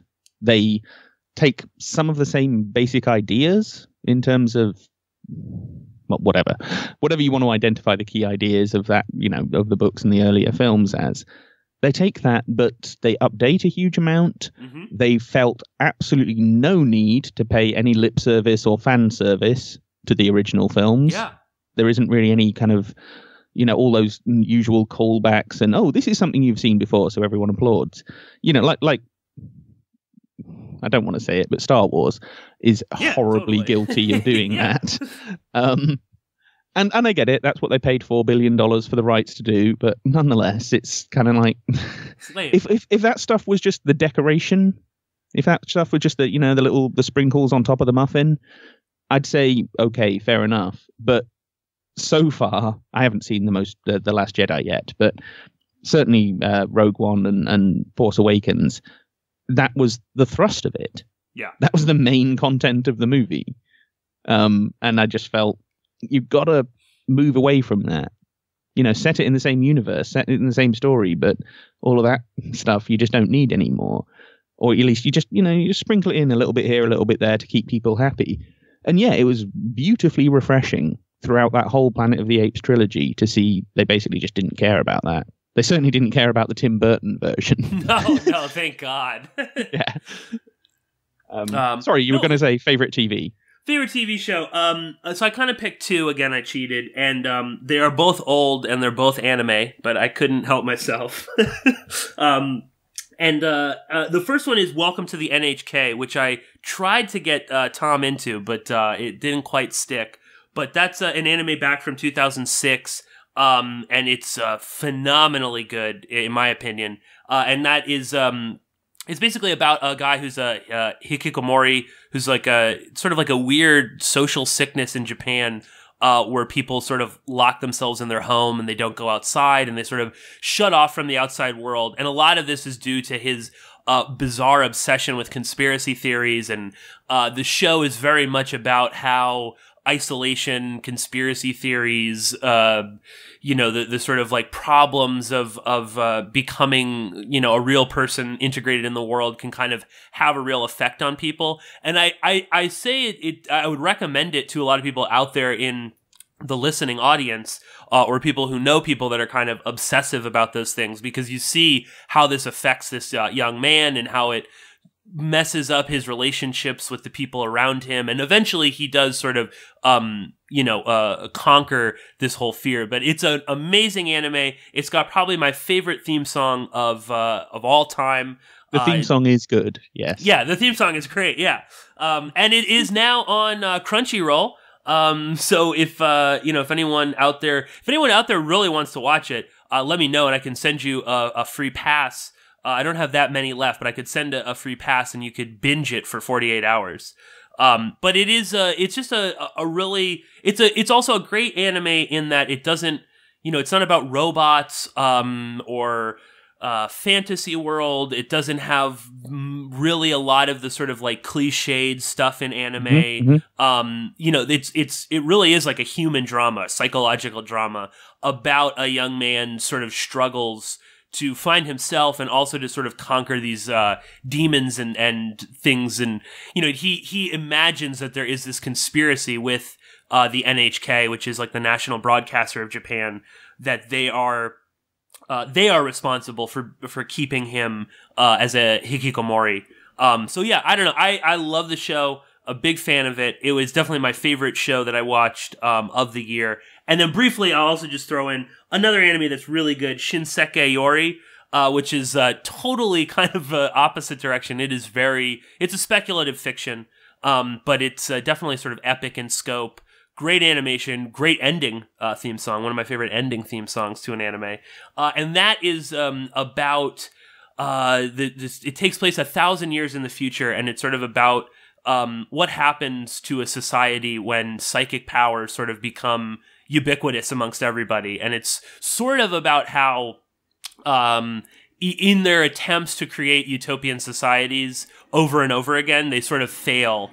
And Shinseki Yori means from the new world. It's sort of about these people sort of trying to understand how their society kind of keeps falling into this cyclical pattern where there's massive destruction over and over again. And it's definitely kind of out there and weird. And it's got, they genetically alter naked mole rats, and they become a huge sort of factor in this world, and they rise up. So both of those are great and definitely my favorite shows of the year. But I'll throw it to you, Tom, for maybe some slightly more down-to-earth television shows. Well, I mean, I did watch some of, the first 5 episodes or so of Welcome to the NHK. And to be fair, I stuck with it longer than I've stuck with a number of TV shows that I've tried to watch this year. What was that new cowboy one I was watching last night? I literally lasted, I think, 17 minutes and then gave up because it was just, it was one of those where they're just building up tone and atmosphere and setting the scene. And okay, I get all that. But after 15 minutes, I actually need to know something about some of these people for me to care and to actually continue watching. And they just didn't seem to bother with that. So it stuck with me longer than some. I think my main problem with it is that firstly, I'm not really an anime fan. And I found a bit of a problem with the anime stylings, the kind of weird tone that you get that I didn't know whether am I supposed to be surprised? Am I supposed to be laughing at this? Is this supposed to be shocking? I couldn't quite figure out how I was supposed to be responding to this. And because it was a human drama. It's not a beginner anime. No. And because it's a human drama, and because it's, like you say, about this phenomenon of social isolation, extreme social isolation, and all the other themes that you talked about, because it's about that, I needed that kind of emotional connection and that kind of, okay, I understand what it is they're trying to get me to feel here in order to persist with it. And I think partly because it's anime, and that's just something that doesn't quite chime right with me. I couldn't stick with it that long. Yeah. But I can see what you see in it. I can see why you like it so much. And if people are into anime, it's an interesting and bold experiment in that format. It's doing something different to what most anime does. So yeah, I can recommend it, even though I didn't particularly like it. Favorite TV of the year? Got to be Billions, to be honest. Yeah, actually, yeah, I should have put that down too. I nearly forgot it was so long ago. Well, I mean, that was this year, wasn't it? It's difficult to remember. Right? Yeah. the second season. Yeah. Because that's one of the finest pieces of TV I've ever seen. Better than the first season, and I loved the first season. I thought that was the best thing, best crafted, most engaging, most real world as well. I enjoyed it even more than I enjoyed the third season of Fargo, and everyone knows how much I love Fargo because I'm always banging on about it. But yeah, I thought that was as close to perfect as television can get, really, and a profound and incredibly human story. Yes. It's all about very real people who are, if not all that likable, they're all very relatable. They're people that you can see how they ended up the way they did. They're all portrayed quite sympathetically in some ways, despite being at moments quite despicable. And I think that's it hasn't gone down that well in terms of getting big audiences, but critics seem to be seeing in it what we see in it. So yeah, that's probably my favorite piece of TV from the whole year. Certainly that came out this year anyway. No, I totally forgot. Yeah, I amend my my list, and I'll include Billions on there as well. It did come out, because we did a whole episode on it, right? Yeah, and that was in the summer sometime. I can't even remember. So. It's been one of those years, hasn't it, where everything's happened so quickly. You're like, did that happen this year? Last year? It's hard to remember anymore. I know. Yeah. And definitely looking forward to the third season of. And yeah, I mean, I just echo everything you said. I think Billions is as perfect a TV show as you could ever get. And just, I mean, everything, the acting, the set design, the writing, the direction, just the whole mood of it all is just so well done. So yeah, I definitely applaud Billions. I'll also just throw in quickly American Vandal, if people haven't seen it, is also really good. And that was one of the few things that was new this year that I just consumed in basically a day, emailing you back and forth when we were watching it. It's the ideal binge-watching material, is American Vandal. It's very easy to watch that in an afternoon or an evening, and it's very easy to get into as well. It's very hooky. Mm-hmm. That first episode, basically, if you watch the first episode and you're not into it, you won't like it. If you watch the first episode and you're fascinated by this, you'll probably remain fascinated until the closing credits of the last episode, because it's just one of those series. So yeah, those two I'd thoroughly recommend. And of course, I'll just mention Fargo again, because like I say, I'm obsessed with Fargo. And the third season, while not quite as strong as the first, was still beautifully poetic and horribly violent. And the thing that I most love about Fargo is its ability to make me feel multiple emotions all at the same time. Mm-hmm. And this season very much delivered on that. There are some moments when I was kind of shocked and horrified, but also laughing out loud. And there's not many entertainment producers that can do that. It has a very kind of Tarantino feel to it. Mm. It's violent and it's very well crafted, but at the same time very funny and at times very light and silly. And the way that it manages to rebound between those things without ever losing that sense of tone and that cohesion, the whole sort of Fargo concept, I think is very difficult to do, because not many TV shows manage it. So yeah, that's another one. Oh no, and I'm planning on either Boxing Day today or in the next couple of days when I'm off to actually watch Fargo, because I only watched like the first couple episodes, and then I just I didn't. Oh, you're in for a treat then. No, I know. I just like all these other things came up, and I just kind of put it aside, and and then there was just so much anime to watch this year that I just didn't have the time. But anyway, I guess moving on. We wanted to kind of wrap this up again. I think it'll sort of put on a fun note, or hopefully a high note. But it's sort of unavoidable. I mean, maybe the most important news story would even fall into this. But I mean, is Donald Trump? He is a literal walking news story. Oh yeah. And we wanted to also include our favorite Trump moment of the year, and I know there are many. I sort of struggled, but then I was sort of gifted with an amazing Trump moment. And I got to say, my favorite Trump moment, the best Trump moment of 2017, has got to be when his dentures almost fell out during the speech where he was talking about moving the embassy to Jerusalem. And along with that, all of his bizarre water drinking moments, which I don't quite know what's causing them. But it could be anything from he's a drug addict, to he's had several strokes, to his dentures are constantly falling out, which he may or may not have. Who knows? But it definitely sounded like his dentures were falling out. And I don't know, anything, Tom, on this denture, where he said United States? Really? This is what we're now talking about? This is a weird show we're doing. Honestly, I'm kind of blanking. I don't okay, really all right, well, that's what fine. That's fine. Because, exactly. It's so bizarre. I don't know what you can say about that. Well, then, Tom, what was your favorite Trump moment? Can I cheat and have two? Yeah, sure, of course. Okay, well, one has to be the eclipse. Nothing. Yes, I forgot entirely. The flood of memes that happened as a result of that whole eclipse thing, it had me entertained for days, I've got to say. Oh, yeah. Because it's just classic. It's classic Trump, for one thing. And also, it's so utterly trivial. And yet it got this enormous amount of attention. And that's what Trump has done. I have no idea how strategic this is. That's the thing. Is Trump, deliberately feeding the media a new story every 4 or 5 days in order to distract them from the last massive Trump screw up? Possibly. It's going to be a long 4 years. It's going to be it's been a long year. Yeah. So, buckle in, people. But then you look at, how many press secretaries is he sacked?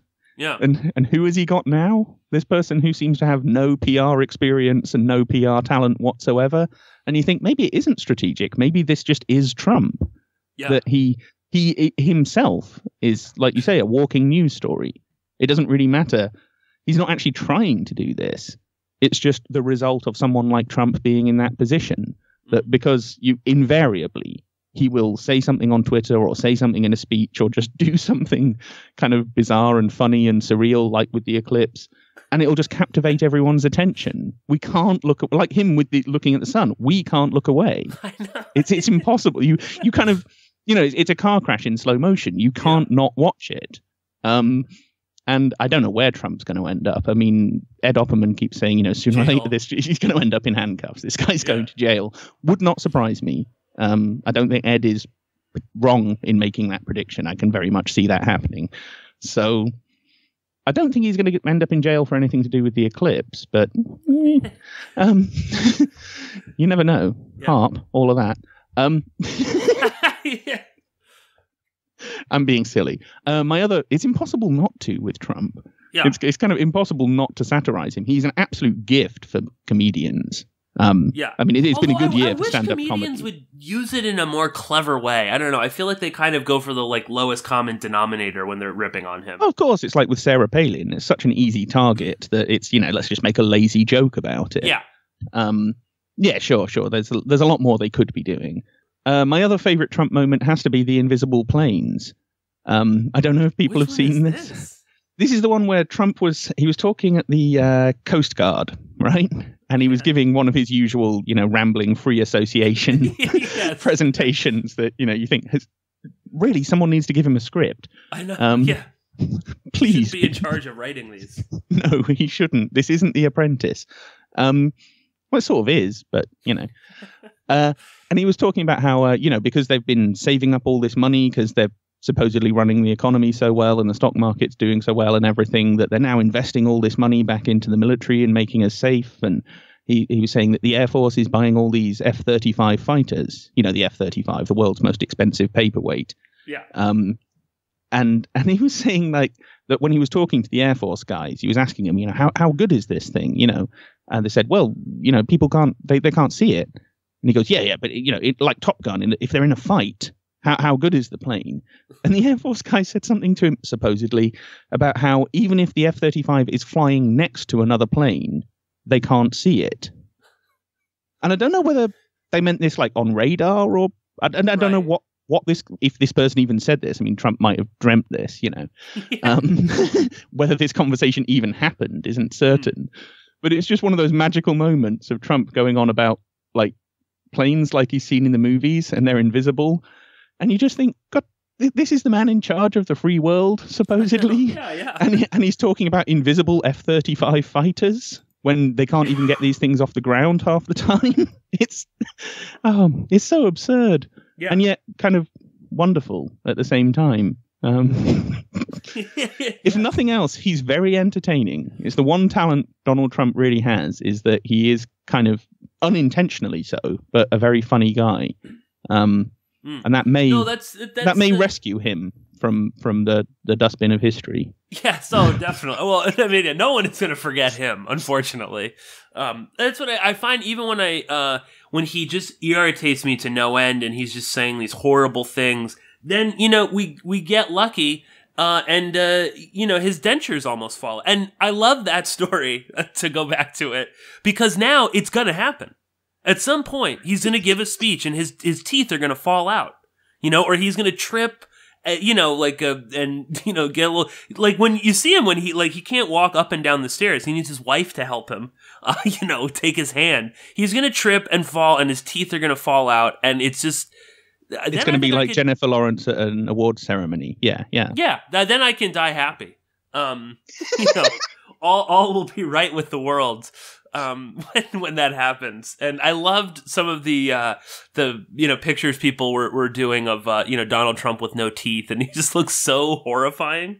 And I guess along that same line of I love his robot in the Hall of Presidents in Disneyland. Have you seen it? Yeah, I have. Yeah. Just the greatest combination of like Trump, John Voight, and Hillary Clinton combined. And really just truly the most hideous robot you've ever seen in your life. Well, on that note, this has been quite an odd episode, but I've had a lot of fun recording it. I'm glad we did it. I'm glad we kind of went all over the place with it. And of course, I want to wish everybody a Merry Christmas, happy holidays. Kwanzaa also begins on Boxing Day, so anybody that celebrates Kwanzaa, enjoy that as well. Just to say that I'm very thankful for everybody out there who supports me on Patreon. I know that sounds really kind of cheesy and stuff, but thank you all so much for supporting me. Of course, if you want to support my work, you can always go to patreon.com/Pierce Redmond, and you can become a subscriber for as little as $1 a month. And of course, Tom, we've got a few minutes. Tell everybody where they can go to support you, where they can go to listen to your show, and all of that. Well, sure. I mean, pretty much everything that I do is on spyculture.com, where I do my regular podcast, Clandestine. I post articles, documents, all the rest of it. So, yeah, that's kind of a one-stop shop for my work. But yeah, like you, I'd like to thank you, actually. I mean, we've had a good year. We've produced some good stuff this year. We've had quite a lot of fun. Definitely, both serious and more trivial stuff. I mean, it's not like there was anything really at stake with American Vandal, but it was, hella fun piece of TV and a great piece of TV to review and talk about. So even things like that, it's been a huge amount of fun. And yeah, I'd like to thank everyone who's been listening, everyone who's been supporting me, especially those on Patreon.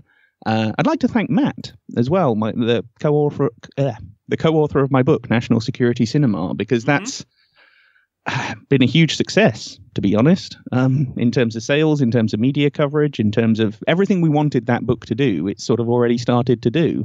And I think it is being noticed by the likes of Phil Strub at the DOD. I'm sure he's not very happy with us. And that was, again, one of the motives for writing it, is that we don't like these entertainment liaison offices. I don't think what they're doing is particularly honest. I'm not even 100% sure that it's legal.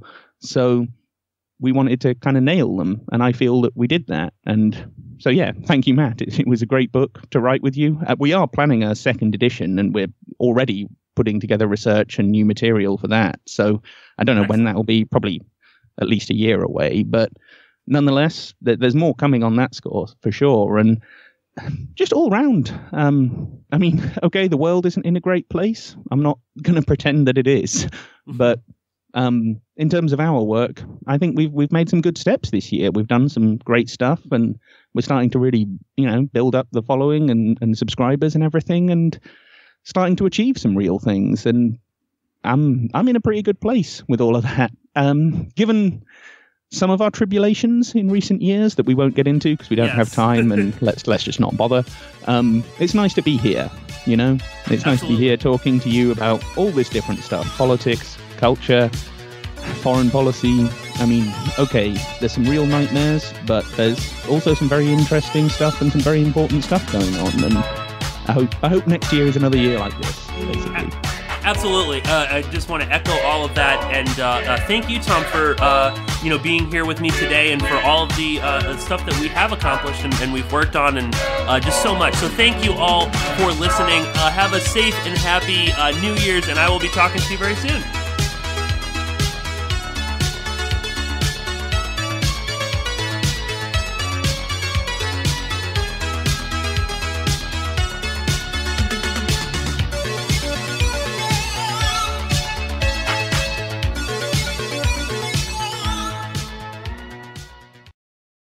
No rules, no taboo topics, no fear of doom, We are American Freedom Radio.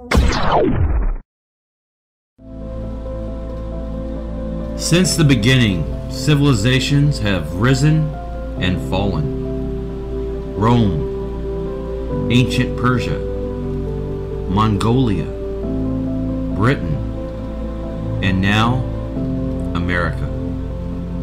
Befallen by natural disasters, broken families, moral decay, lack of preparedness and conflict.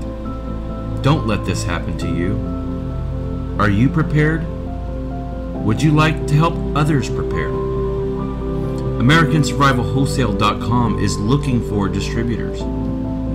Email bugoutamerica@usa.com. Go to AmericanSurvivalWholesale.com, a veteran-owned and operated company. But do it today.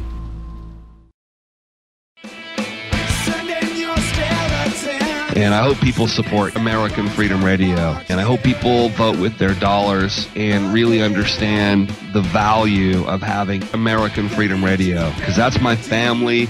If you love me at all, Jack Blood, support American Freedom Radio. Like, my family has literally disowned me.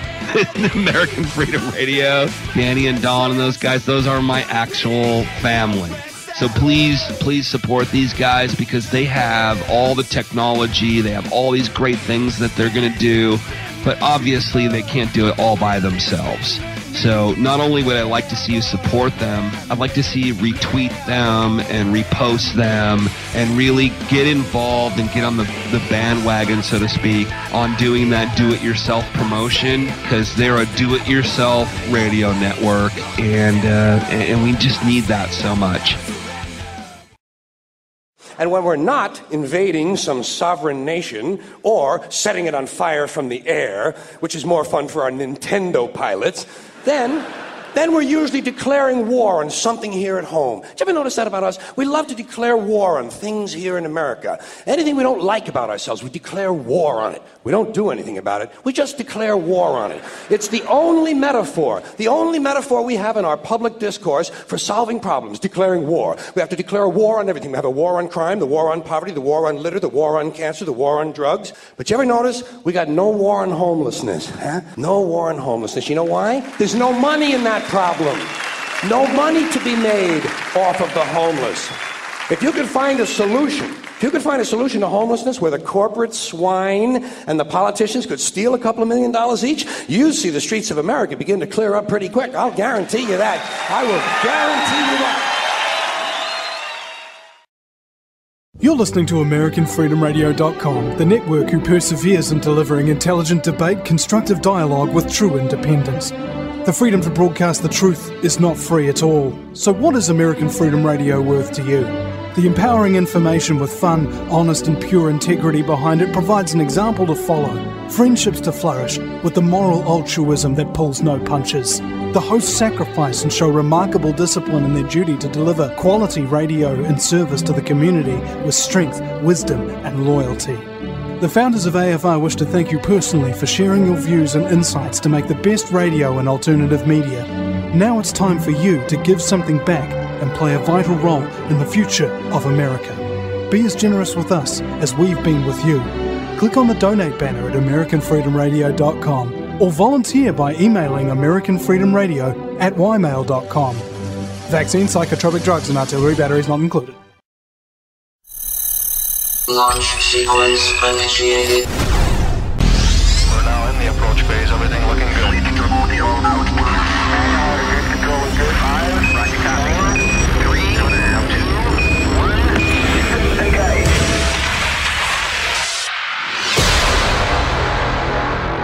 Prepare your mind to experience American Freedom Radio.